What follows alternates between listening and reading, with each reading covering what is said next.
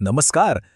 चला, आज आपण एक अशी फाईल उघडूया जी आपल्याला दाखवून देईल की एका सामान्य माणसाच्या एका छोट्याशा निर्णयाने भ्रष्टाचाराची मोठी साखळी कशी तुटू शकते. ही फक्त एक कहाणी नाहीये, तर व्यवस्थेविरुद्ध लढलेल्या एका धाडसाची ही खरी गोष्ट आहे. हा प्रश्न खरं तर आपल्यापैकी अनेकांच्या मनात कधी ना कधी आलाच असेल. विचार करा, आपल्या हक्काच्या कामासाठी जर व्यवस्थेतला कोणी पैसे मागत असेल तर काय करायचं? शरण जायचं की लढा द्यायचा? आजची ही जी कहाणी आहे ना, ती अशाच एका व्यक्तीची आहे ज्याने तो दुसरा म्हणजे तो जास्त कठीण मार्ग निवडला. प्रत्येक मोठ्या घटनेची सुरुवात कुठून होते, तर एका छोट्याशा ठिणगीतून. आणि या प्रकरणात ती ठिणगी होती एका भ्रष्ट मागणीची. चला तर मग या अधिकृत प्रकरणाच्या पानांमधूनच बघूया की नेमकं काय घडलं होतं.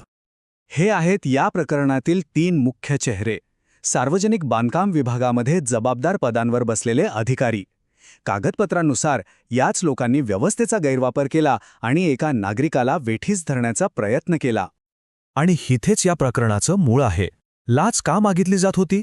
सोपा आहे. एका कंत्राटदाराने आपलं काम वेळेत पूर्ण केलं होतं आणि त्याला त्याच्याच हक्काचे पैसे मिळवण्यासाठी अडवलं जात होतं. ही एक खूप सामान्य पण तितकीच गंभीर परिस्थिती आहे. मागणी होती 30,000 रुपयांची. जरा विचार करा, स्वतःच्याच मेहनतीचे पैसे मिळवण्यासाठी स्वतःच्याच खिशातून लाच देण्याची वेळ येणं हे किती विचित्र आहे, नाही का? पण इथेच या कहाणीत एक अनपेक्षित वळण येतं. जिथे बहुतेक जण परिस्थितीसमोर हात टेकले असते, तिथे त्या व्यक्तीने एक वेगळाच आणि धाडसी निर्णय घेतला. आणि याच निर्णयाने सगळं चित्रच पालटून टाकलं. हा क्षण खूप महत्वाचा आहे.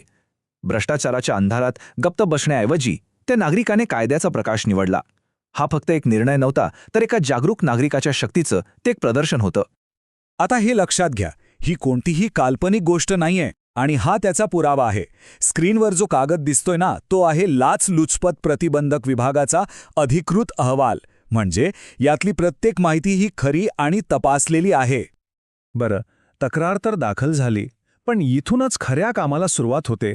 आता अधिकाऱ्यांसमोर आव्हान होतं ते म्हणजे या आरोपांची शहानिशा करण्याचं.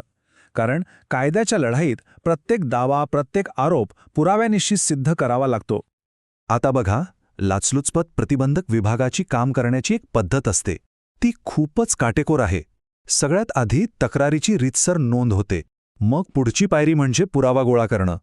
त्यासाठी ते तक्रारदार आणि आरोपी यांच्यातलं बोलणं रेकॉर्ड करतात. आणि मग शेवटी लाचेशी मागणी खरंच झालीये का याची पडताळणी होते. म्हणजे प्रत्येक पाऊल अगदी विचारपूर्वक टाकलं जातं. आणि याच तपासादरम्यान एक महत्वाची गोष्ट घडली. अधिकाऱ्यांनी सुरुवातीला 30,000ची मागणी केली होती, पण वाटाघाटीनंतर ते 20,000वर आले. हे सगळं बोलणं रेकॉर्ड झालं आणि हाच या प्रकरणातला एक महत्वाचा निर्णायक पुरावा ठरला. आता आपण या प्रकरणाच्या सगळ्यात रोमांचक भागाकडे वळतोय. पुरावे तर गोळा झाले होते. आता अधिकाऱ्यांना रंगेहात पकडण्यासाठी सापळा रचण्याची तयारी सुरू झाली. आता सगळी जुळवाजुळव झाली होती. तक्रारदार, साक्षीदार आणि लाचलुचपत प्रतिबंधक विभागाची टीम सगळेजण तयार होते.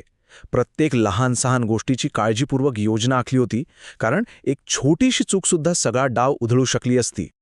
सापळ्यातला सगळ्यात महत्वाचा भाग होता लाचेची रक्कम.